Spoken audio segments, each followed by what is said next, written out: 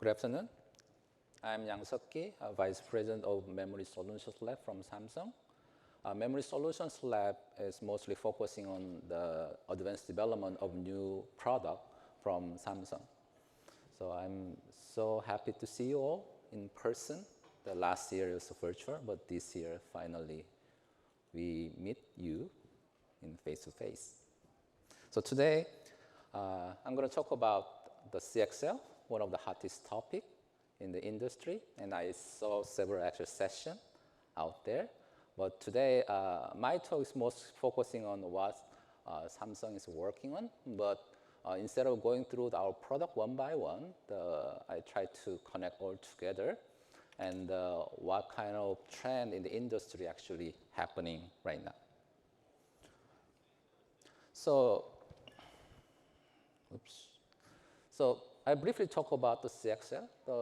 I don't know how many of you actually know about CXL. I guess most of you know, but how many of you actually work on CXL? Some of you, yeah, right? So we heard about CXL, but I will talk about what CXL actually means from users or system architects perspective. And then from various aspects, how CXL actually enable and help convergence of technologies. And then I'm going to talk about memory technology continuum. So what does it mean in the later of this talk? So what is CXL? It's a really busy slide, but even though I'm not going to talk about details of the protocol level, but let's define the CXL from its behavior perspective. CXL is asynchronous blocking serial memory interface. What does it mean? So the DDR is parallel bus-based protocol, but CXL is serial bus-based protocol, right? So that is actually the first difference. So then what is the benefit of this? You can make a longer distance and increase clock speed. And the CXL is blocking protocol. What does it mean? So once initiator started transaction, you have to wait until the transaction complete. So in the morning, you heard about the non-blocking operation in the Ampere's talk and the Meta's talk, right? So actually blocking, non-blocking has big difference, right?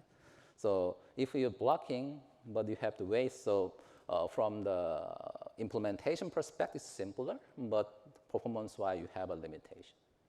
But still, DDR CXL is blocking operation. And it is asynchronous and synchronous. Is CXL is asynchronous operation. What does it mean is you don't have any kind of state share between the initiator and target. DDR case is synchronous because you have to synchronize through the clock between CPU and memory. But CXL, you have an option to be working asynchronously. So there are some improvement compared to traditional DDR protocol. And CXL is memory interface over the variable latency fabric, optionally supporting asymmetric and symmetric coherence. So let me start with the latency first. So this graph basically summarizes what kind of scope CXL can cover in terms of the serial bus, memory parallel bus. CXL, as I mentioned in the previous slide, is serial bus. And from cache coherent perspective, it can be symmetric and asymmetric. Most of the competing technology that you may heard about is like Zen-Z, OpenCAPI. It's basically asymmetric cache coherent protocol, meaning that two agents, which in the cache coherent domain have different capability. But the symmetric one basically have the same capability or similar capability, so anyone can initiate cache coherent transaction. So C6 and NB-link is symmetric based on the symmetric cache coherent. CXL actually starting from the asymmetric at the beginning, but CXL 3.0 actually introduced more like a symmetric coherent, even though it's not the purely symmetric, but in terms of the observer perspective, it is more like a symmetric. So it has different capability, and in terms of latency, it starts with a very narrow range, but as the generation goes, keep increasing the actual boundary of latency, and the CXL 3.0, it can support multiple switch, meaning that you have a much longer latency than the first generation. So it has actually the different characteristic, depends on what generation you are looking for. And it's a good thing, actually, in that sense, you have multiple options cover different problems. So what is the value of this? So from my perspective, CXL actually enable sort of convergence across different domain, like memory, storage, network, and accelerator. But convergence here doesn't mean that we don't need network, we don't need storage. It doesn't mean that if you are solving a computing problem and they use various technology to enable computing, in that case, CXL can converge the technology into a consistent interface. So let's talk about check the problem from a memory perspective. So as you heard in the morning, Meta talk about the computing problem and network problem, right? So from the memory perspective, one of the common problem is how can you increase memory bandwidth and capacity? This is the example of actually the Meta's example, the DRRM recommendation system. This is a roofline model. When you talk about whether a certain application has a compute bound or memory bound, usually in the computer architecture, we use this kind of the roofline model. So if a certain application is limited by the horizontal line is that's compute the limitation. This diagonal line is actually memory limitation. So if some application is sitting here, and if the horizontal line is below, then this application definitely compute bound. But if a certain application is sitting next to the left side of the diagonal bar, the line, then this is memory bound. So the DRRM case, as Meta mentioned in the morning, use a lot of embedding tables, and they require a lot of memory capacity, also memory bandwidth. So if we have this kind of problem in the current the CPU-based architecture, you may have six channel or 8 channel, depending on the generation. It has some limitation in the, especially in the memory bandwidth perspective. And another important thing is many applications actually require more memory capacity.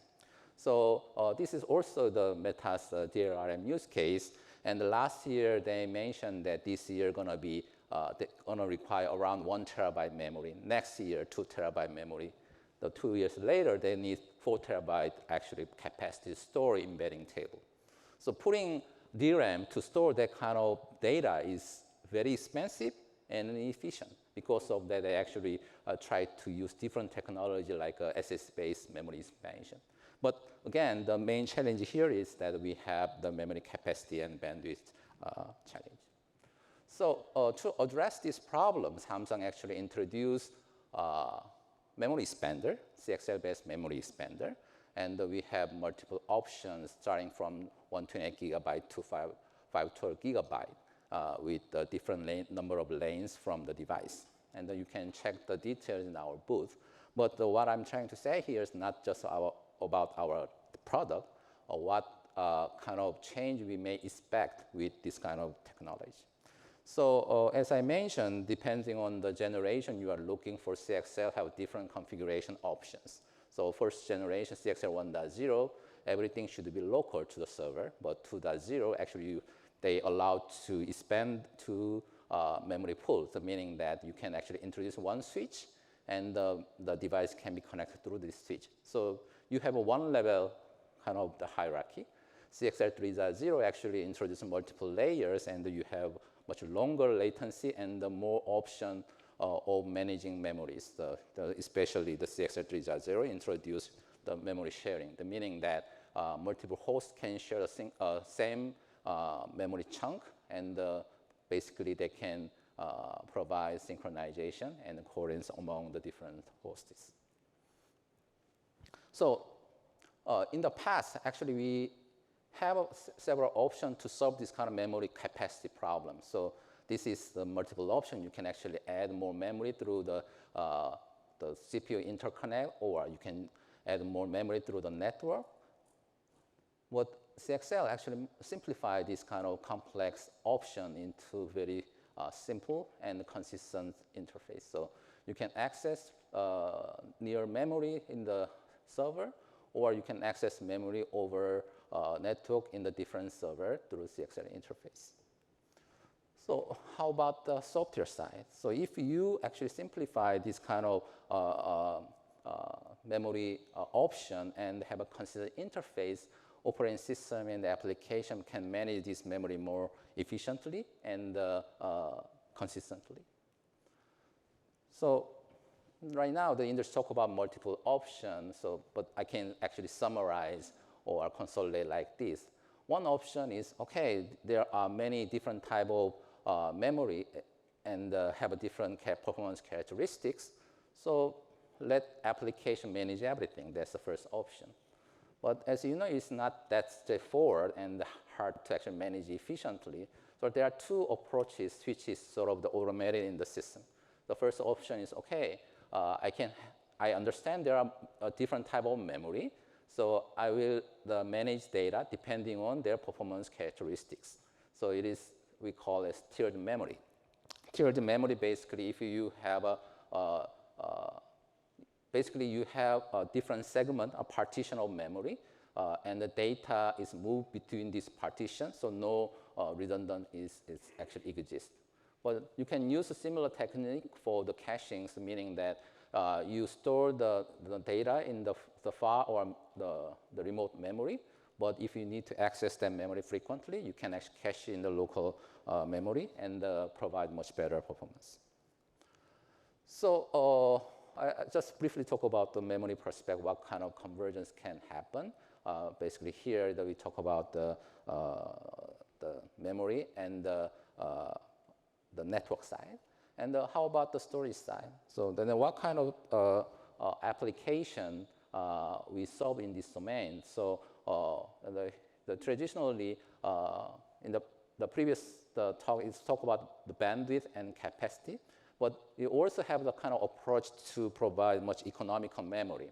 So in that case, we usually rely on the storage devices, and you can use swap mechanism, or we can introduce a software which manage the local DRAM and the storage efficiently to provide expanded memory economically. So to address this kind of problem, we also introduced a new device concept called the memory semantic SSD. This memory semantic SSD provides dual interface from single device. One interface the memory interface, and the other is I/O interface. So what does it mean? That you can actually access this device using memory interface using load store operation, not the read-write operation. Then why we need this kind of device?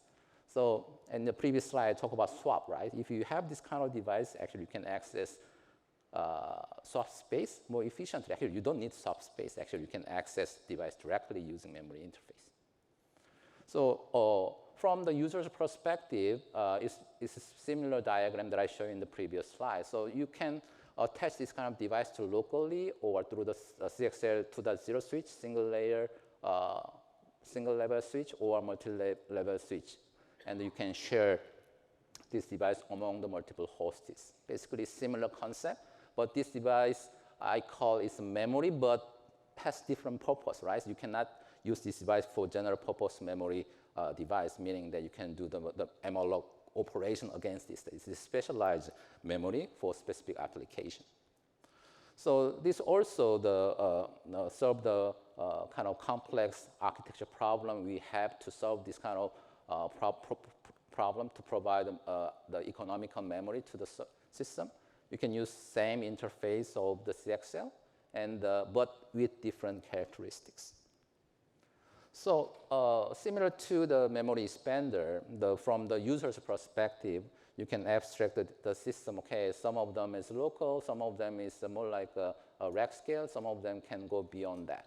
But it has different latency characteristics, and some of them may have a longer tail latency, especially the memory semantic SSD may have a longer tail latency compared to memory expander. So you have a slightly different performance characteristic, but you can abstract this device like this, and similar to the memory expander, you can let the application manage the memory directly, or you can use tiering mechanism or a caching mechanism to manage this kind of memory more efficiently and seamlessly. How about the computing? So today, actually, many people talk about the x86 issue, and this phenomenon architecture, you have to read all the data from the storage into memory and then process it. But this is sometimes very inefficient because you have to use very power-hungry kind of processing unit like CPU using more than 300 watts. But if you don't have very complex operation, why do you want to do that? Because it just wastes of your power and energy. So in the common, for example, the machine learning case, typically when you do the image processing, you have to do the pre-processing to make the image size the same and some kind of RGB filtering operation. In the database side, when you do the kind of the selection operation, you have to scan the entire table and pick some of them. This is very straightforward and simple operation, but you have to use very power-hungry processing unit like x86. Why do you want to do that? Especially we talk about sustainability and green computing in this OCP. And from that perspective, using x86 is very inefficient. So to address this kind of problem, we actually, Samsung introduced a concept of computational memory and computational storage. The basic idea is that if you don't need a very high-performing processing unit and your operation is simple enough, don't move data. Actually, they talk about the network bandwidth issue. Why do you have network bandwidth issue? Because you move data unnecessary. But if you can process data locally inside device, actually you don't need to move data, and you can just get the data you actually need. So computational storage idea start like that. So instead of moving data like this, you have to read the data from the SSD into DRAM and process it and store data into the DRAM. If you have a kind of simple operation and can offload to the device, then device can do some operation, and instead of sending all the data to the host, you can send the result only to the host. By doing that, you can leverage low power processing unit inside device and also reduce bandwidth in the bus and network. So then, okay, I got it. Then what is the role of CXL here? So existing the solution is basically the I/O device, right? So that you have to heavy operation to send the command, and once operation complete, you have to interrupt the CPU. So as device getting faster and faster, this overhead is actually getting bigger and bigger. If you are using CXL, actually you can avoid this kind of heavy operation by using memory operation. You can, we already know that GPU case, what is the most critical performance issue? It's actually kernel launching overhead, right? So well, then why do you need that? Because you have to do the DMA between host and device. But if you have a CXL interface and can create queue inside device and sending message by using the memory operation, this kind of the overhead handling the communication between host device can be reduced significantly. So if you put all together, then in the future, I imagine this kind of architecture. So you can have a different type of memory. Some of them is pure DRAM-based memory. Some of them may be combination of DRAM and NAND. And some of them may have computing capability. Depends on your needs. So you can have this option, or you can have a pool, or you can have shared memory pool like this. Okay, then what can we do with this? So this x-axis, actually the latency, and the y-axis is cost. Maybe we have z-axis, whether it provides persistency or not. But by combining the different device technology and architecture, you may have actually many options. So some of them can be used for problem in the latency domain. Some of them can be used for throughput domain. What does it mean? So roughly a few hundred nanosecond boundary, these data split the latency domain and throughput domain. But depending on the architecture, actually the split may not that meaningful. So you have many options like this. So a user can decide which option is the best depending on their application requirement. So I call this as memory technology continuum. So there are many different options and configuration of device and configuration system. You can have a different characteristic of memory with a different performance. User can decide based on their needs. So let me conclude my talk. And after this, I may share some call for participation and or call for action. But in summary, so CXL actually enable kind of convergence of different technology across memory, storage, network, and computing. This convergence enable memory technology more like a continuum. So you can have a different options, and depending on the application need, you can choose different technologies. To enable this, we need to do a lot of work in the hardware side and also software side. And the OCP, there is a kind of work stream called the software-defined memory. So basically, user have to describe what kind of memory they need. Depending on the underlying technology, the system can provide the best option to the user. So the CXL enable convergence, and this convergence is going to enable memory technology convergence. That's my kind of the conclusion after working on this technology for the past 2 years. So one of the activity we are doing to actually make it more impactful, the OCP FTI actually created a new work stream for computational storage, and that will be announced tomorrow. And actually, the website it says talk about it, but we gonna discuss this more deeply in the OCP level. So if you are interested in computational storage, please join the work stream as well. And if you know more about our Samsung's technology, we have booths next to this room, so you can check all the technology that I talk about: the computational storage, memory expander, and the memory semantic SSD. Actually, we have device there and the server there as well. You can check the details in our booth. Thank you. Any questions? Question here. Yeah. I was wondering if you could elaborate on the CXL switches. Mm-hmm. Is Samsung going to provide that part of your diagram, or other vendors are going to provide that? And if it's a merchant solution, can you elaborate on some of the companies that are out there offering the solution? Yeah, Samsung is memory providers and not the PCI switch or CXL switch provider. So we actually work with partners and leverage that. So I think there are several actual company provide switch options. So we work with them, not actually Samsung provide the solution directly. Yes. Just a question. You mentioned some kind of latency. Can you give an example? What's a typical latency CXL? Yeah, so depends on what kind of technology you are using. So roughly, I would say, let's say the latency of DDR is 1, UPI latency is 2, right? And the CXL latency is 2 or 3. Depends on what kind of proc controller you are using. So it's that range. If you add switch, you have to add one more. Like if you're using switch and access CXL device, the latency is going to be 3 or 4, If you add more, you keep adding one. That's roughly you can kind of estimate how long does it take.